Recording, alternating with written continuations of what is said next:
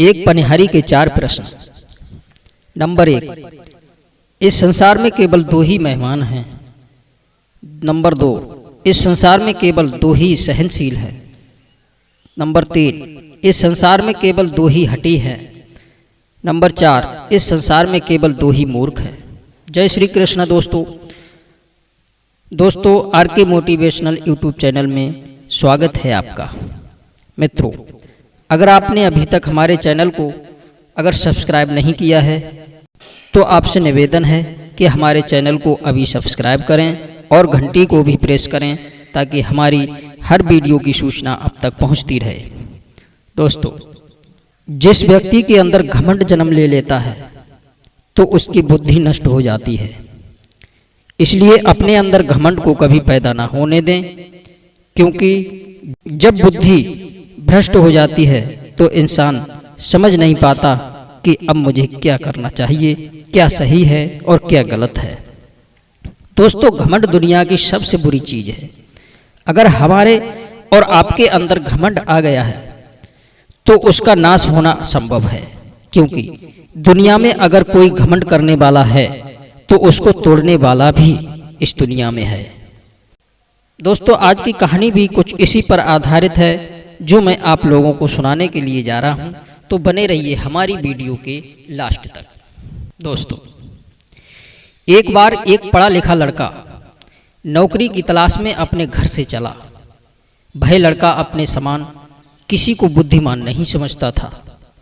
जेठ मास की कड़ी धूप पड़ रही थी और उस चिलचिलाती धूप में वह लड़का आगे बढ़ता जा रहा था। चलते चलते रास्ते में उसको बड़ी जोर की प्यास लगी। प्यास के मारे उसका गला सूखने लगा। कुछ ही दूरी पर एक पनिहारी कुएं से पानी निकाल रही थी। अचानक उस लड़के की नज़र उस पनिहारी पर पड़ जाती है। वह सोचने लगा कि इस पनिहारी के पास जाकर पानी पीना चाहिए। लड़का पनिहारी के पास पहुंचा और बोला, माते, मुझे बहुत तेज प्यास लग रही है। प्यास के मारे मेरा गला सूख रहा है। आप मुझे पानी पिला दो, आपका बड़ा ही पुण्य होगा।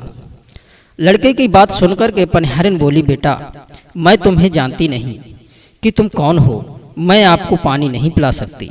पहले आप अपना परिचय दीजिए कि तुम कौन हो, उसके बाद मैं आपको पानी पिलाऊंगी। लड़का सोचने लगा कि मैं अपनी बुद्धि से इस पनिहारी को भ्रमित कर दूंगा और यह पनिहारिन मुझे पानी पिलाने पर मजबूर हो जाएगी। दोस्तों, उस लड़के ने कहा, माते, मैं एक मेहमान हूँ, कृपया करके अब मुझे पानी पिला दो। मैं प्यास से बहुत व्याकुल हो रहा हूँ।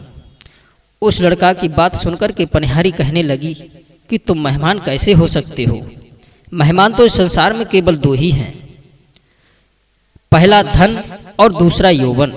ये आते तो बड़ी मुश्किल से हैं, फिर पता नहीं कब चले जाते हैं। इन्हें जाते देर नहीं लगती।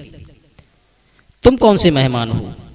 दोस्तों, पनिहारी की बात सुनकर के लड़का सोच में पड़ गया कि मैं क्या जवाब दूं। लड़के ने फिर अपनी बुद्धि का इस्तेमाल किया और बोला, मैं मेहमान नहीं, मैं सहनशील हूं। अब मुझे पानी पिला दो। पनिहारी कहने लगी कि तुम फिर से झूठ बोल रहे हो। सहनशील तुम कैसे हो सकते हो? सहनशील तो केवल इस संसार में 2 ही हैं। पहली है धरती, जो पापी अन्यायी अधर्मियों का बोझ सहती है, जिसकी छाती को चीरकर बीज बोते हैं फिर भी अनाज हमें खाने को देती है।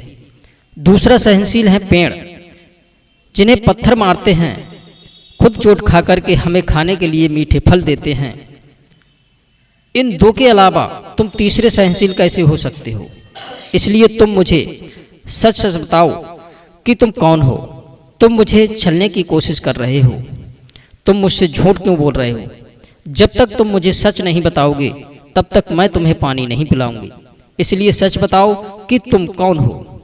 उस पनिहारी की बात सुनकर के लड़का कहने लगा कि अगर तुम सच जानना चाहती हो तो मैं तुम्हें सच बताता हूँ कि मैं एक हठी हूँ और मैं तब तक अपनी हट नहीं छोड़ूंगा जब तक आप मुझे पानी नहीं पिला दोगी। पनिहारी फिर कहने लगी कि बेटा, हटी तो इस संसार में केवल 2 ही हैं। पहले हटी हैं नाखून और दूसरे हटी है बाल, जिन्हें बार बार काटने पर भी ये पुनः उगाते हैं। इसलिए तुम मुझे अपना सही परिचय दो, नहीं दोगे तो मैं तुम्हें पानी नहीं पिलाऊंगी। जब तक तुम मुझसे झूठ बोलते रहोगे मैं तुम्हें कदापि पानी नहीं पिला सकती। अब लड़का अपनी पराजय होते देख कहने लगा कि अब मैं आपके सामने एक मूर्ख हूँ, आप मुझे मूर्ख मान लीजिए, आप कृपया करके मुझे पानी पिला दीजिए, मैं प्यास से बहुत व्याकुल हो रहा हूँ, मैं आपका एहसान कभी नहीं भूलूंगा। पनिहारी फिर कहने लगी कि तुम मूर्ख कैसे हो सकते हो? मूर्ख तो इस संसार में केवल दो ही हैं।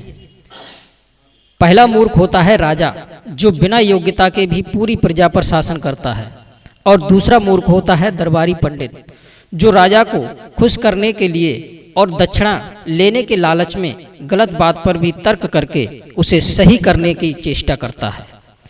अब उस पनिहारी की बात सुनकर के लड़का चक्कर में पड़ गया। अब तो वह प्यास के मारे बहुत व्याकुल हो जाता है। वह सोचता है कि अब मैं क्या करूं, अब इस पनिहारी से मेरी पेश नहीं जाएगी। अब तो वह लड़का उस पनिहारी के पैरों में गिर जाता है और अपनी गलती की क्षमा मांगने लगता है और पुनः पानी पीने की विनती करता है। वह पनिहारी के पैरों पर गिरकर गिड़गिड़ाने लगा। तो पनिहारी बोली, उठो बेटा, मैं अब तुम्हें पानी पिलाऊंगी। जब लड़के ने उठकर देखा तो पनिहारी नहीं बल्कि साक्षात सरस्वती माता थी। सरस्वती कहती हैं, बेटा, शिक्षा से ज्ञान आता है, ना कि अहंकार से। तुम्हारे अंदर बहुत बड़ा अहंकार हो गया था, इसलिए मुझे यह रूप धारण करना पड़ा। तूने अपनी शिक्षा को ही मान और सम्मान उपलब्धि मान लिया है और तू अपनी शिक्षा पर घमंड कर बैठा। मित्रों, अब उस लड़के को अपनी गलती समझ में आ गई कि घमंड कभी नहीं करना चाहिए। दोस्तों, हमें इस कहानी से यही शिक्षा मिलती है कि हमें अपनी शिक्षा और विद्या का कभी भी अहंकार नहीं करना चाहिए। अगर आपके अंदर कुछ खास है, कुछ अच्छा है, तो अपने अंदर अच्छा महसूस कीजिए, लेकिन अपने अंदर घमंड को मत पनपने दीजिए, क्योंकि यह अहंकार आपको कुछ भी नहीं करने देगा और जो भी आपके पास ज्ञान है उसे भी जल्द से जल्द नाश कर देगा और आखिर में आपका ज्ञान कुछ भी काम नहीं आएगा। अगर आपको अपने जीवन में कुछ करना है तो सबसे पहले घमंड नाम की चीज को अपने जीवन से निकालना होगा, तभी आप अपने जीवन में कुछ खास कर पाएंगे। दोस्तों, यदि हमारी वीडियो पसंद आई हो तो कमेंट में जय श्री कृष्णा अवश्य लिखें। आप सभी दर्शकों का बहुत बहुत धन्यवाद। जय श्री राधे, जय श्री कृष्णा।